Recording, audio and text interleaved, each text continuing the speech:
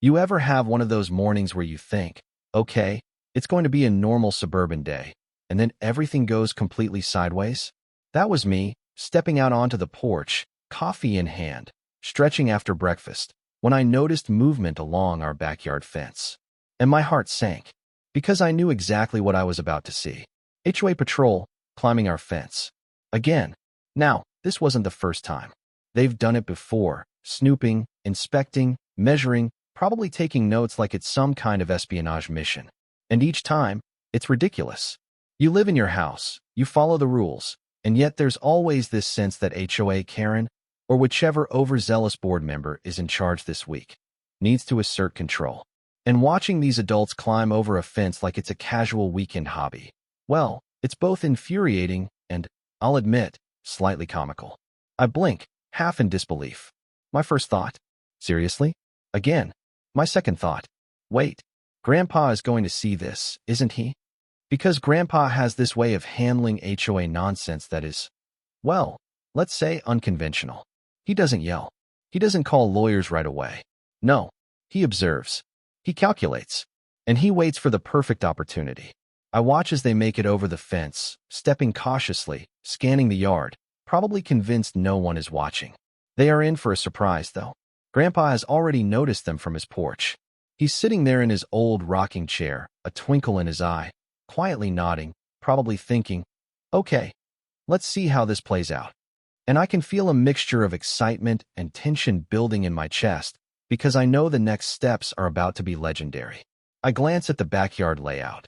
The fence sturdy, the gate reinforced, and of course, the clever addition Grandpa mentioned last week, the one he joked about but never fully revealed, an electrified deterrent. Not lethal, not dangerous, just enough to make someone think twice about climbing. And I realize that today, the HOA patrol is about to get a very hands-on lesson in boundaries. The patrols are moving slowly, maybe a little too confident, probably thinking this is routine. And that's the beauty of it. They don't realize that Grandpa has been waiting, observing, plotting. He's got his coffee nearby, rocking gently, watching the drama unfold like a seasoned director at the front row of a theater. Every step they take, every handhold on the fence, is being silently assessed. I can hear my internal narration start to run, half amused, half tense, as I picture the moment they reach the gate. Grandpa sits calmly, but the glint in his eye tells the story. Patience, observation, strategy. There's an almost cinematic quality to the morning. The sun shining, birds chirping, HOA patrol climbing our fence, and Grandpa just rocking, waiting for the perfect reaction. And then, without warning, the moment arrives. The first patrol member touches the gate. A subtle zap, a harmless but memorable shock, makes him jump back a step, yelp quietly, and freeze. And from Grandpa's porch, a small smile spreads across his face. He rocks gently, sipping coffee, watching the chaos unfold in slow motion. The second member hesitates, eyes wide, unsure whether to continue.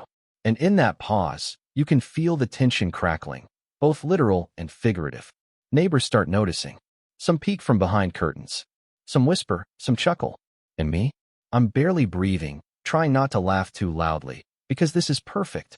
The patrols, confident minutes ago, are now evaluating whether it's worth continuing. Grandpa? Still calm, still observing, still enjoying every second of this perfectly calculated suburban justice. I glance at the layout again, noticing how clever Grandpa's setup is. Not aggressive, not cruel, but perfectly effective. Every approach to the gate now carries a small consequence, an electric reminder that this is private property and boundaries are to be respected. It's quiet, methodical, and yet absolutely satisfying. As the HOA patrol retreats, muttering under their breath, confused and a little embarrassed, I feel this mixture of relief and amusement. Grandpa doesn't celebrate loudly. He just rocks gently, taking another sip of coffee. But the message is clear: we set boundaries. We protect our property. And sometimes, subtle, creative deterrence works better than anger or confrontation. By mid-morning, the patrol is gone. Grandpa is still on the porch, calm as ever. The electric gate silent now, but the lesson delivered. And I realize something important. This isn't just about electricity or fences. It's about patience, cleverness, and understanding how to handle authority that oversteps boundaries. And it's about making a story worth telling. The absurdity of the morning isn't lost on me. HOA patrol climbing fences, Grandpa calmly running his ingenious defense, neighbors peeking, whispers spreading. This is one of those moments that could be laughed at, retold, shared online. And in the mix of tension and humor, you see the beauty of suburban life. Ridiculous authority versus clever ingenuity. And that's where part 1 ends. The setup, the tension, the first zap, and Grandpa's calm observation. The story is just beginning. The HOA patrol has been warned, and the clever response has been initiated. Part 2 will escalate with the patrol trying to figure out what's happening, more shocks, and Grandpa watching every move with quiet amusement. After that first zap, the HOA patrol freezes, eyes wide, hands hovering nervously over the gate.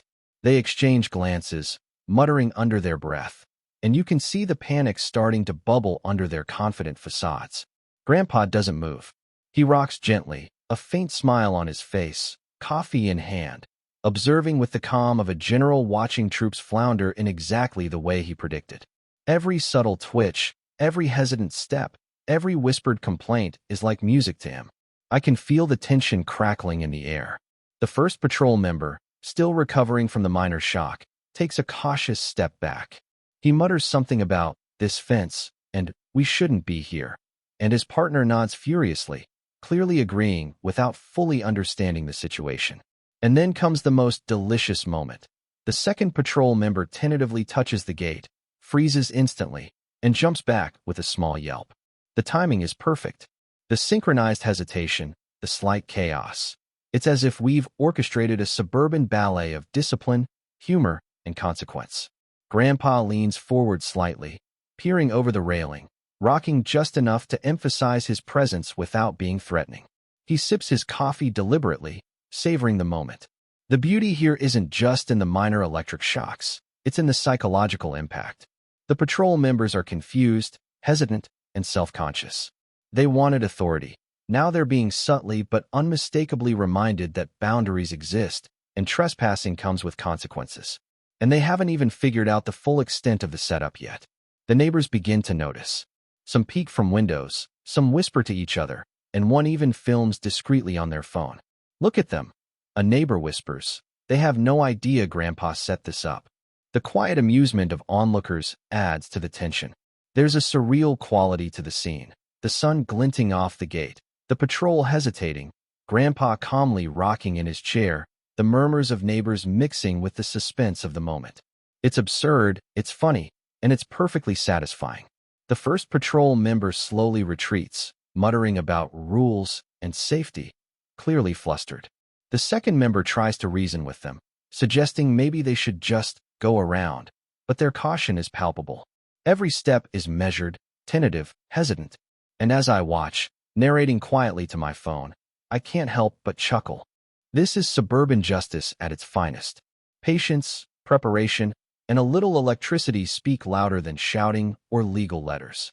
Grandpa observes everything without flinching. He doesn't gloat, he doesn't yell, he doesn't escalate. He simply watches, confident that the lesson will be absorbed without confrontation. His calm demeanor contrasts perfectly with the panic of the patrol, amplifying the psychological impact.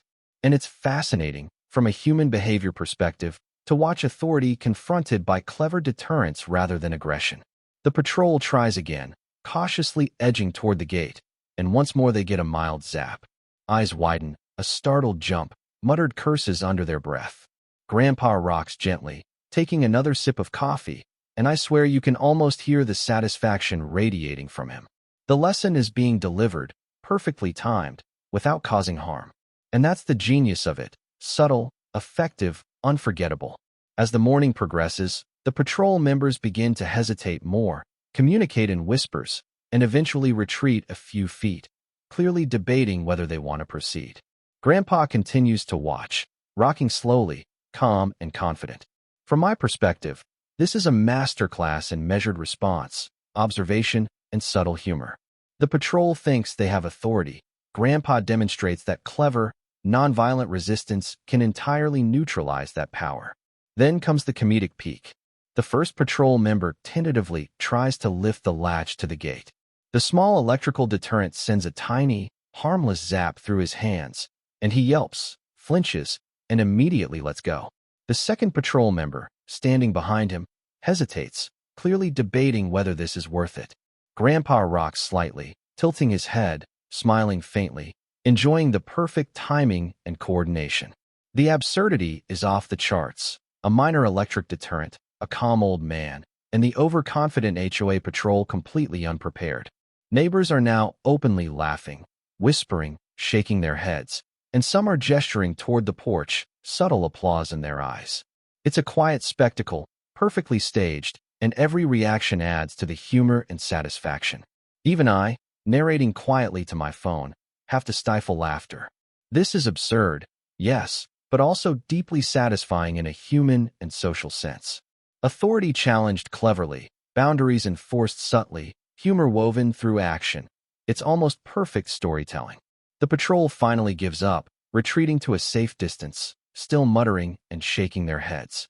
Grandpa takes a final sip of coffee, leans back, and rocks calmly, signaling the end of the lesson. No words, no escalation, just quiet satisfaction.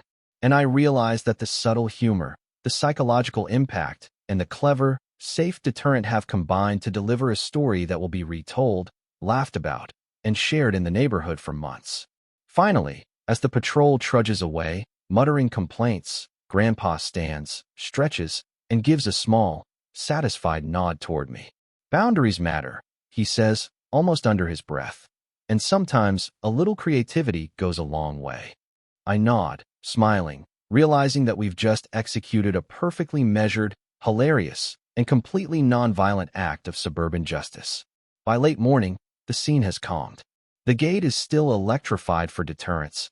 Grandpa has returned to his chair, and the patrol is nowhere in sight. The lesson is clear. Boundaries exist. Authority can be challenged cleverly, and humor often enhances the message. Neighbors continue to peek, whisper, and chuckle quietly, fully understanding the absurdity and brilliance of what just happened. I step back and reflect.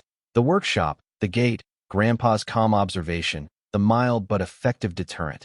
It's all a microcosm of human behavior. Overconfidence, authority, careful observation, creativity, and humor combine to create an unforgettable lesson in respect and boundaries. And the story? It's one for the ages. And that's where part 2 ends. HOA patrol flustered, mildly scared, retreating, Grandpa observing calmly, neighbors amused, and the drama at its peak. Part 3 will focus on aftermath, reflection, and a final open-ended call to action for the audience. By late afternoon, the backyard is calm again. The HOA patrol has retreated, muttering complaints, muttering rules, muttering everything they can think of, but clearly humbled. Grandpa sits on the porch, rocking gently, coffee finished, hands folded, observing the quiet. The electric gate stands silently, a subtle but clear warning, and for anyone thinking about crossing the line again, it's an unmistakable signal. I walk slowly along the fence, taking in the scene. There's a strange sense of peace after the chaos, a calm satisfaction that comes from seeing boundaries respected without a single raised voice or law broken. The HOA patrol has learned, if only temporarily, that private property is not to be trifled with, and that sometimes cleverness and patience trump aggression and authority.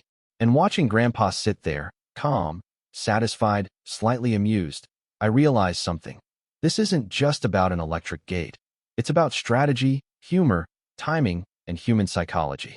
Neighbors start to peek out again, now more openly.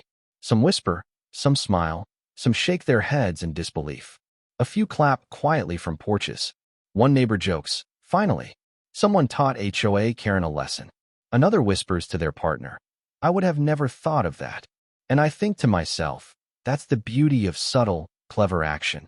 It's memorable, it's effective, and it spreads quietly through the community in stories and whispers, becoming legend without the need for dramatics.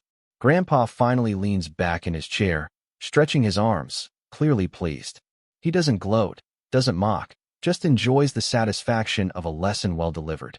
The patrol may regroup later, call meetings, or write letters, but in this moment, The message has been sent, received, and absorbed. Authority has limits. Cleverness has power. Boundaries matter. I look at the gate, the fence, the lawn, and I can't help but smile. The absurdity of the morning, the perfectly timed zaps, the reactions, the whispers from neighbors, all combine into a narrative that is ridiculous, humorous, and deeply satisfying. It's a reminder that suburban life, with its overzealous HOA patrols and excessive rules, can be met with creativity and wit, producing a story worth telling. And yet, as satisfying as it is, the story is not over. There's always the lingering what if. What if HOA Karen comes back with a stronger plan? What if they call for a formal complaint? What if another patrol shows up thinking they can sneak in unnoticed? That's the tension, the open-endedness, the part that keeps the audience engaged. The story has a climax, yes, but it also has an ongoing pulse that will ripple through conversations, YouTube comments, and neighborhood gossip. I take a slow sip of water, watching the sunset glint off the porch railing. Grandpa sighs, content, clearly enjoying the last rays of light and the quiet victory. And I realize that this story has layers: humor, tension, strategy, and human behavior. It's not just about an electric gate. It's about creativity under pressure, clever defense of personal space, and the satisfaction of seeing a plan executed flawlessly without harm. Neighbors now approach slowly, whispering congratulations, jokes, or incredulous questions. Did he really do that? I can't believe it actually worked. I wish my grandfather had that idea. And that's when it hits me. This story doesn't just entertain, it inspires. It shows that clever thinking, patience, and humor can neutralize overreach and maintain boundaries, all without resorting to aggression.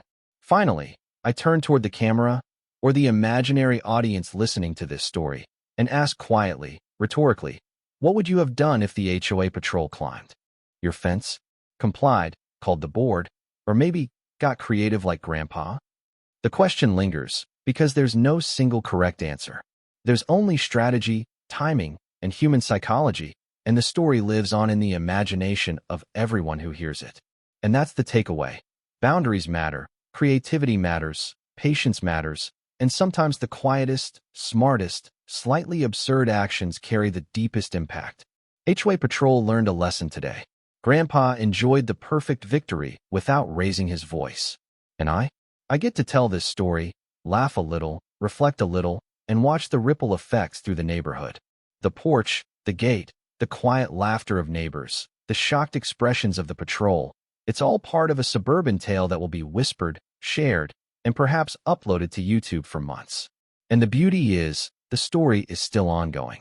HOA Karen may regroup, patrols may come again, but the legend of Grandpa's electric gate, clever timing, and quiet observation will remain a standard for suburban cleverness. So here's the final question for you, the audience. What would you do if faced with an overreaching HOA? Would you comply, argue, or get creative in a way that's subtle, safe, and unforgettable? Drop your thoughts below, because stories like this don't end. They echo in conversations, comments, and memories. And in suburbia, cleverness always leaves a mark.